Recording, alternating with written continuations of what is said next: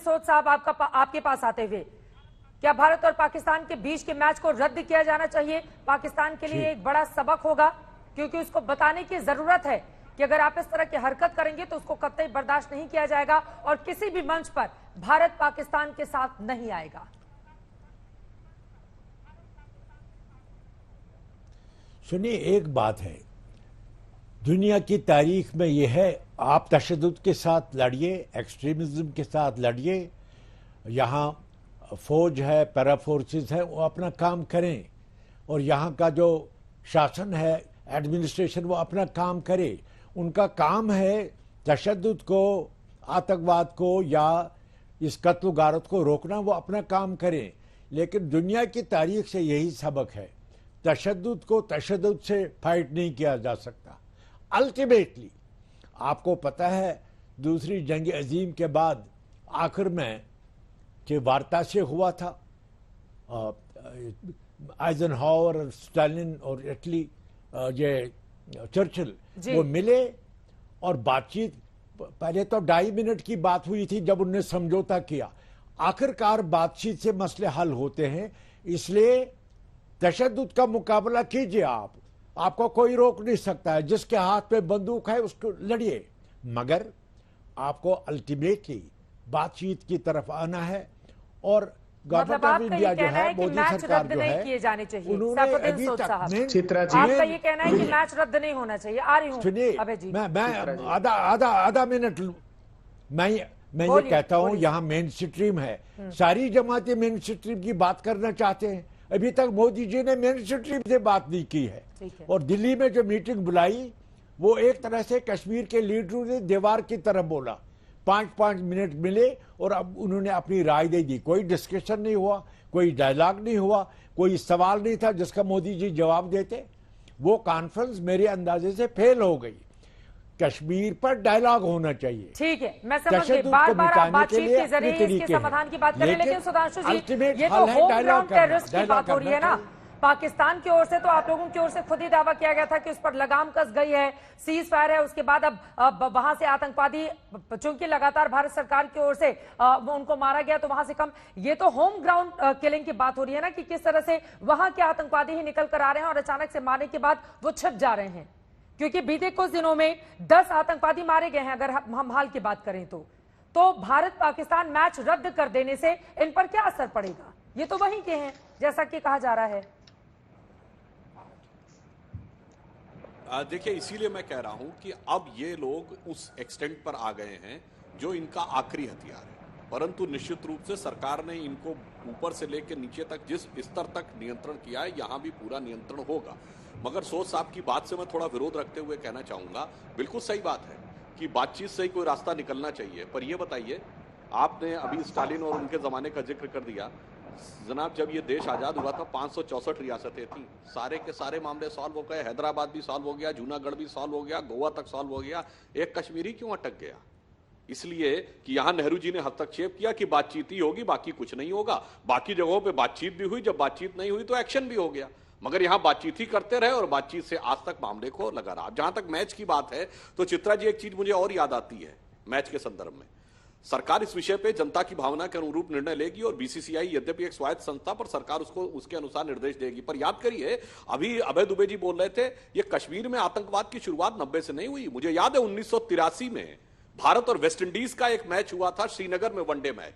ये world cup के जीतने के बाद की बात है। वो मैच बीच में अबेंडन कर देना पड़ा था, क्योंकि मैच में भारतीय टीम की हुटिंगी नहीं हो रही थी, पाकिस्तान जिंदाबाद के नारे लग रहे थे।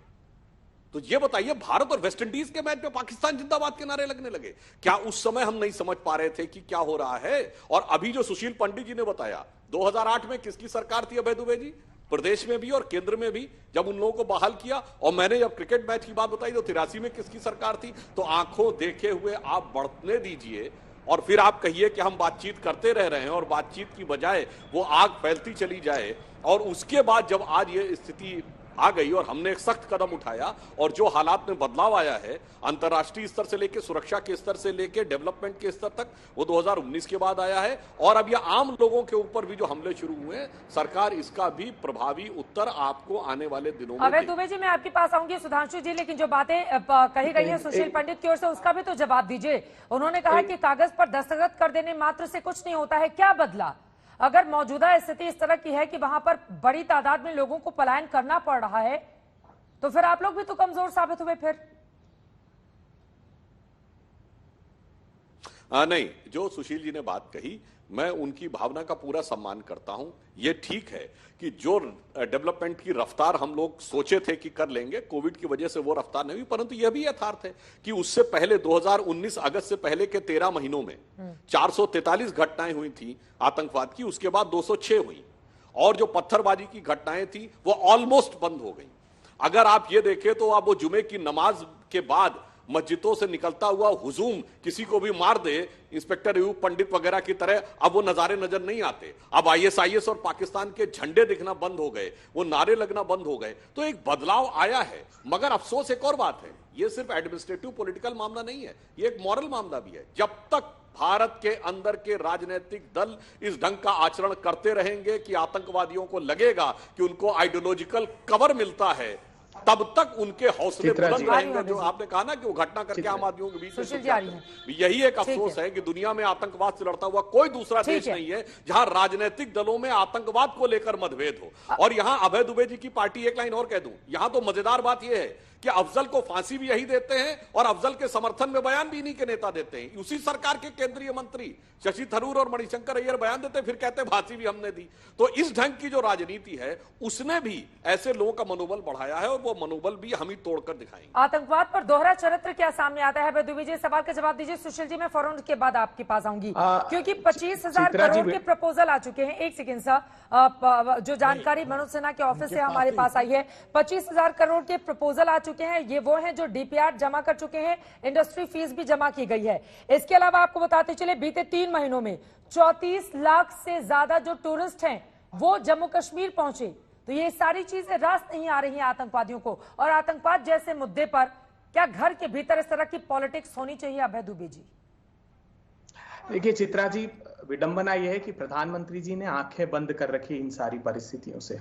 देखिए, इनको समाधान क्या देते हैं? वो कहते हैं पाकिस्तान का समाधान, इनके मंत्री कहते हैं क्रिकेट मैच बंद कर दो। चीन का समाधान, ये कहते हैं ऐप बंद कर दो।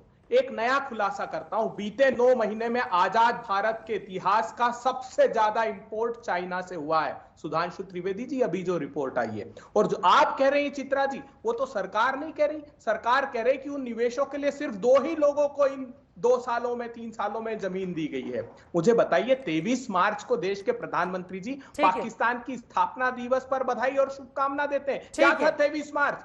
23 मार्च 1940 को जब पाकिस्तान की स्थापना का संकल्प लिया गया था। तो दोहरा चरित्र हमारा नहीं, आपका है। आप 2 ध्वजों के सामने शपथ लेते हैं जम्मू कश्मीर में जाकर, क्योंकि सत्ता की भूख मिटानी होती है। और कहां थे श्यामा प्रसाद मुखर्जी 1947 से 50 तक, जब आर्टिकल 370 कैबिनेट ने साइन किया?